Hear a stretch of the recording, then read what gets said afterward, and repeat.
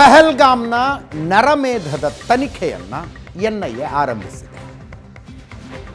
ಅನೇಕ ನರಮೇಧದ ಬಲಿಪಶುಗಳ ಮನೆಗೆ ಬಂದು ಸರ್ವೈವರ್ಸ್ನ ಮಾತಾಡಿಸಿ ಘಟನೆ ಏನಾಯಿತು ಅನ್ನುವ ಮಾಹಿತಿಯನ್ನು NIA ಅಧಿಕಾರಿಗಳು ತೆಗೆದುಕೊಂಡಿದ್ದಾರೆ. ಬೆಂಗಳೂರಿಗೂ ಬಂದಿದ್ದರು. ಭರತ್ ಭೂಷಣ್ ಅವರ ಮನೆಯಲ್ಲಿ ಅವರ ಪತ್ನಿ, she was the eye witness, ಪಕ್ಕದಲ್ಲಿ ನಿಂತ್ಕೊಂಡು ಹಣೆಗೆ ಗುಂಡು ಹೊಡೆದ್ರೆ ಹೇಳೋದಕ್ಕೆ ತುಂಬ ಘಾಸ್ಲಿ ಅನಿಸುತ್ತೆ. ಭರತ್ ಭೂಷಣ್ರ ಮೆದುಳಿನ ಚೂರುಗಳು ಬಂದು ಅವರ ಮುಖಕ್ಕೆ ಬಡದ್ವಂತೆ, ಅವರ ಪತ್ನಿಯ ಮುಖಕ್ಕೆ ಬಡದ್ವಂತೆ. ಅಷ್ಟು ಭೀಕರವಾಗಿ ಕೊಲೆಯಾದ ಭರತ್ ಭೂಷಣ್ರ ಪತ್ನಿಯಿಂದಲೂ ಮಾಹಿತಿ ತಗೊಂಡಿದ್ದಾರೆ. ಮಂಜುನಾಥ್ರ ಅವರ ಮನೆ ಶಿವಮೊಗ್ಗಕ್ಕೆ ಹೋಗಿ ಅಲ್ಲೂ ಮಾಹಿತಿ ತಗೊಂಡಿದ್ದಾರೆ. ತನಿಖೆ ನಡೆಸ್ತಾ ಇರುವಾಗ ಇಲ್ಲಿ ದೊಡ್ಡ ಮೈದಾನದಲ್ಲಿ ಆದಂಥ ಘಟನೆ ಅದು. 100 ಎಕರೆ ವ್ಯಾಪ್ತಿಯ ಮೈದಾನದಲ್ಲಿ ಒಬ್ಬೊಬ್ಬರಿಗೂ ಒಂದೊಂದು ರೀತಿಯ ಅನುಭವ. ಕರ್ನಾಟಕದ ಇಬ್ಬರೂ ವಿಕ್ಟಿಮ್ಗಳ ಮನೆಯವರು ಹೇಳಿದ್ರು, ನಮ್ಮ ಮನೆಯವ್ರನ್ನ ಕೊಲ್ಲುವಾಗ ಧರ್ಮ ಕೇಳಿಲ್ಲ ಅಂತ. ಬಟ್ ಬೇರೆ ಬೇರೆ ರಾಜ್ಯಗಳ ವಿಕ್ಟಿಮ್ಗಳು, ಅವರ ಮನೆಯವರು ಪ್ರತ್ಯಕ್ಷದರ್ಶಿಗಳು ಹೇಳೋದು ಕಲ್ಮಾ ಓದೋದಕ್ಕೆ ಹೇಳಿದ್ರು. ಕೆಲವರು ಕಲ್ಮಾ ಓದಿ ಬಚಾವಾಗಿದ್ದಾರೆ. ಪಶ್ಚಿಮ ಬಂಗಾಳದ ಕಾಲೇಜ್ ಪ್ರೊಫೆಸರ್ ಒಬ್ಬರು ದೇಬಶೀಶ್ ಭಟ್ಟಾಚಾರ್ಯ, ಪಕ್ಕದವರು ಕಲ್ಮಾ ಓದಿದ್ರು, ಅದನ್ನೇ ನಾನು ಒಂದು ಸಲ ರಿಪೀಟ್ ಮಾಡಿಬಿಟ್ಟೆ, ನನ್ನನ್ನು ಕೊಲ್ಲಲಿಲ್ಲ ಅವರು ಅಂತ ಹೇಳಿದ್ದಾರೆ. ಪ್ಯಾಂಟ್ ಬಿಚ್ಚಿಸಿ ನೋಡಿದ್ರು ಅನ್ನೋದನ್ನು 8 ವರ್ಷದ ಮಗು ಒಂದು ಐ ವಿಟ್ನೆಸ್ ಹೇಳಿದೆ. NIA ತನಿಖೆಯಲ್ಲಿ ಚರ್ಚೆ ಇದ್ದದ್ದು, is this an indiscriminate firing or discriminate firing ಅನ್ನೋ ಚರ್ಚೆ ಇತ್ತು. ಅಂದಾದುಂಧಿ ಮನಸ್ಸಿಗೆ ಬಂದಂಗೆ 26/11 ಅಟ್ಯಾಕ್ ವೇಳೆ ಮುಂಬೈನಲ್ಲಿ ಛತ್ರಪತಿ ಶಿವಾಜಿ ಟರ್ಮಿನಲ್ನಲ್ಲಿ ಮಾಡಿದ್ರಲ್ಲ, ಅಂಥ ದಾಳಿಯ ಅಥವಾ ಟಾರ್ಗೆಟ್ ಕಿಲ್ಲಿಂಗ ಅನ್ನುವ ಚರ್ಚೆ ಇದ್ದೇ ಇತ್ತು. NIA ಕನ್ಕ್ಲೂಷನ್ಗೆ ಬಂದಿದೆ, it was a target killing ಅಂತ. ಕಾಮನ್ ಸೆನ್ಸಿನ ಮಾತು ಕೂಡ ಹೌದು. ಅಂದಾದುಂಧಿ ಹೆಂಗೆ ಬೇಕೋ ಹಾಗೆ ಸೇರಿದ್ದ ಜನರ ಗುಂಪಿನ ಮೇಲೆ ದಾಳಿ ನಡೆಸಿದ್ರೆ ಹೆಣ್ಣುಮಕ್ಕಳು ಮಕ್ಕಳ ಸಾವುಗಳಾಗ್ತಿದ್ವಲ್ಲಿ.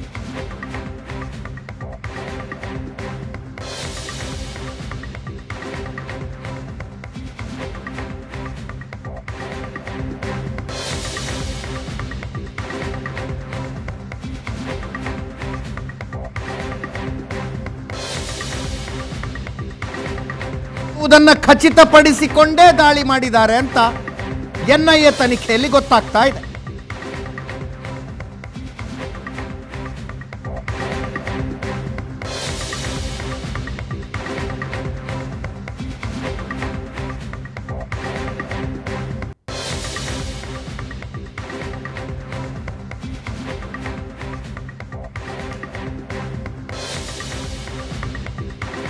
ಒಂದು ಕಡೆ ಸಾಲಾಗಿ ನಿಲ್ಲಿಸಿ, ಅಲ್ಲಿದ್ದವರನ್ನೆಲ್ಲ ಸಾಲಾಗಿ ನಿಲ್ಲಿಸಿ, ಹಿಂದೂಗಳು ಅಂತ ಯಾರು ಖಚಿತ ಆದರೂ ಅವರನ್ನು ಕೊಲ್ಲಲಾಗಿದೆ.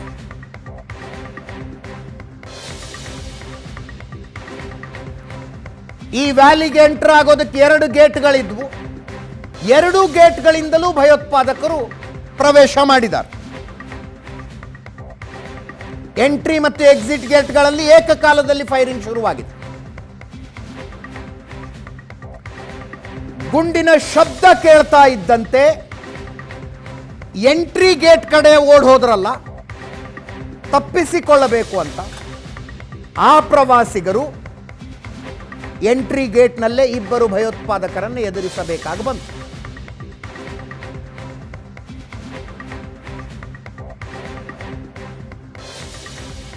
ಬಂದಿರುವ ಮಾಹಿತಿಯ ಪ್ರಕಾರ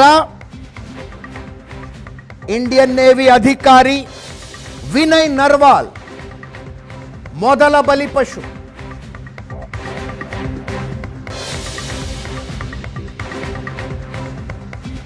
ಅದೊಂದು ಫೋಟೋ ಬಹುಶಃ ದಶಕಗಳ ಕಳೆದ ನಂತರವೂ ಭಯೋತ್ಪಾದನೆ ಹೇಗಿರುತ್ತೆ ಅಂತ ಕೇಳಿದ್ರೆ ಆ ಫೋಟೋ ನೆನಪಾಗುತ್ತೆ. ಗಂಡನ ಶವದ ಪಕ್ಕದಲ್ಲಿ ಹತಾಶಳಾಗಿ ಕುಳಿತಿರುವ ನವವಧು, ಕೈಯಲ್ಲಿ ಮದುವೆಗೆ ಹಾಕಿಕೊಂಡಂಥ ಬಳೆ ಕೂಡ ಇನ್ನೂ ಹಾಗೆ ಇದೆ. ಏಪ್ರಿಲ್ 16ಕ್ಕೆ ಮದುವೆ, ಏಪ್ರಿಲ್ 22ಕ್ಕೆ ಕಗ್ಗೊಲೆ. ವಿನಯ್ ನರ್ವಾಲ್ ಅಲ್ಲಿ ಶವವಾಗಿ ಬಿದ್ದಿರುವ ನೇವಿ ಅಧಿಕಾರಿ. ಮೊಟ್ಟ ಮೊದಲಿಗೆ ಬಲಿಯಾಗಿದ್ದೇ ವಿನಯ್ ನರ್ವಾಲ್ ಅಂತ.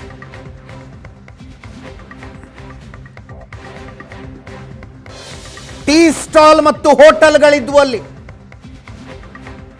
ಮ್ಯಾಗಿಗೆ ಮಾರ್ತಾ ಇದ್ರಂತೆ.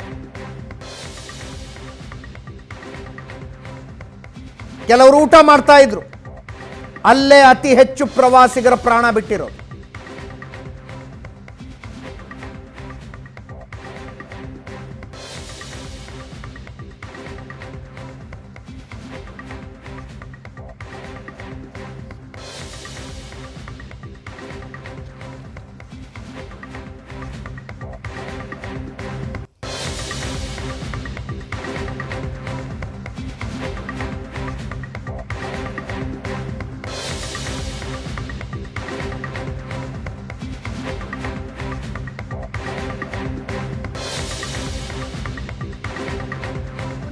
ಪ್ರಶಾಂತ್ ನಾತು ಎಕ್ಸ್ಪ್ಲೇನ್ ಮಾಡ್ತಾ ಇದ್ರು ಪಾಕಿಸ್ತಾನದಲ್ಲಿರುವ ಇಸ್ಲಾಮಿಕ್ ಭಯೋತ್ಪಾದಕ ಸಂಘಟನೆಗಳಿಗೂ ಪಾಕಿಸ್ತಾನದ ಸೈನ್ಯಕ್ಕೂ ಇರುವ ನಂಟಿನ ಬಗ್ಗೆ.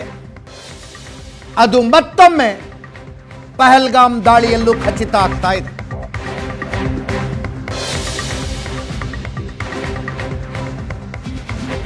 ಇಡೀ ದಾಳಿಯ ನೇತೃತ್ವ ವಹಿಸಿದ್ದ ಹಾಶಿಮ್ ಮೂಸಾ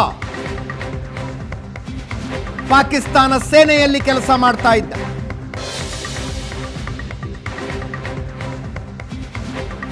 ಪಾಕಿಸ್ತಾನದ ಪ್ಯಾರಾ ಕಮಾಂಡೋ ಹಾಶಿಮ್ ಮೂಸಾ SSGಯಲ್ಲಿ ಈತ ಸೈನಿಕನಾಗಿದ್ದ.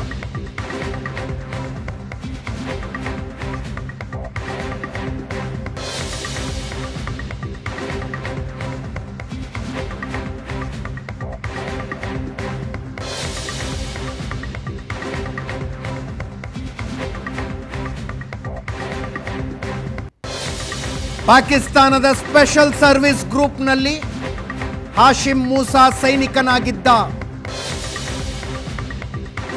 ಆ ನಂತರ ಲಷ್ಕರ್ ಎ ತಯ್ಯಬಾಗೆ ಸೇರಿಕೊಂಡಿದ್ದ.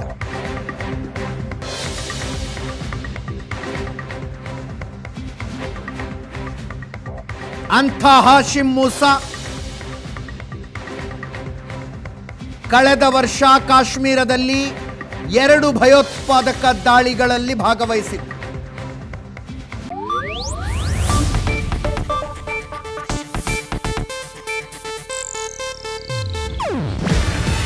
ಇದು ಏಷ್ಯಾನೆಟ್ ನ್ಯೂಸ್ ನೆಟ್ವರ್ಕ್ ಪ್ರಸ್ತುತಿ. ನೀವು ನೋಡ್ತಿದ್ದೀರಾ ಏಷ್ಯಾನೆಟ್ ಸುವರ್ಣ ನ್ಯೂಸ್.